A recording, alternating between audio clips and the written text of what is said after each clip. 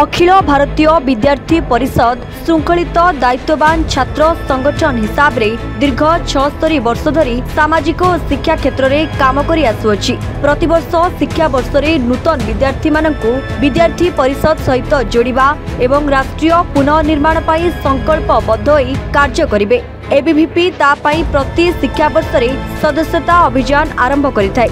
चलित शिक्षा वर्ष रे एबीवीपी भद्रक 10,000 सदस्यतार लक्ष्य नेछि। प्रत्येक महाविद्यालय विद्यार्थी पाखरे एबीवीपी पहुंची सदस्यता आरंभ कर सारिलानी।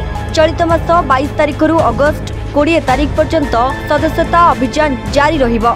विभिन्न क्षेत्र में रुचि रखुवा छात्र छात्री मानकु जोड़िबा पाई महाविद्यालय एवं विश्वविद्यालय स्तर में कार्यक्रम आरंभ कर सारिलेनी। सेहीपरि ओडिशा रे दीर्घ 6 वर्ष धरी छात्र संसद निर्वाचन बंद थिबारु कैंपस रे अनेक समस्या रहिछि। राज्य रे कुड़ अध्यापक मरुड़ी।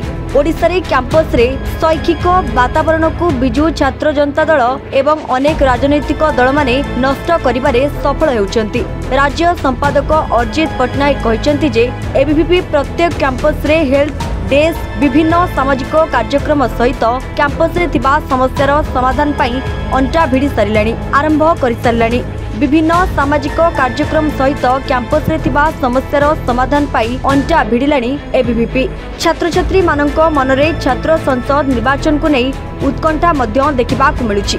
व्यक्तित्व विकास पाई छात्र संसद निर्वाचन हेबार आवश्यकता अछि एवं छात्र संसद निर्वाचन हेले कैंपस रे थिबा समस्यार समाधान बाट फिटिबो।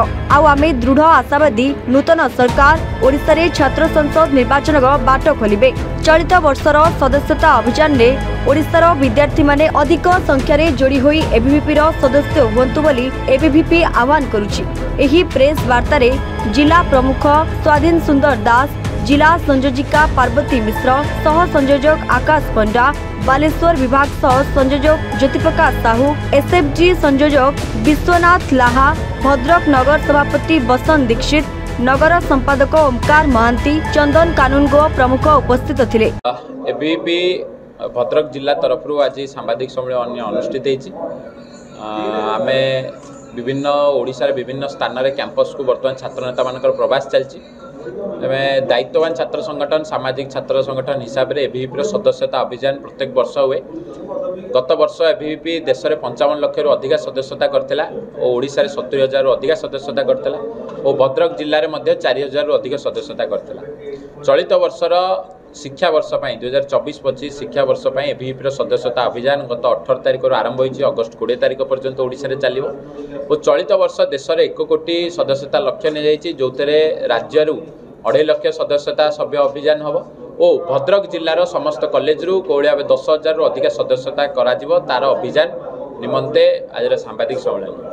एथि सहित आम जाचे ओडिशा रे 6 वर्ष है छात्र संसद निर्वाचन बंद अच्छी। चलित वर्ष छात्र संसद निर्वाचन हो बोली आम दृढ़ भाव आशावादी अच्छु और एथि निमंते एबीवीपी निजर प्रस्तुति राज्य स्तर आरंभ करिया पर्यंत जिला स्तर पर्यंत करिछि। विभिन्न कैंपस रे मौलिक समस्या अच्छी। आज आम भद्रक कॉलेज और चरंपा कॉलेज को जाइलु से छात्र नेता मान सहित चर्चा कलु, कॉलेज अध्यक्ष सहित चर्चा कलु।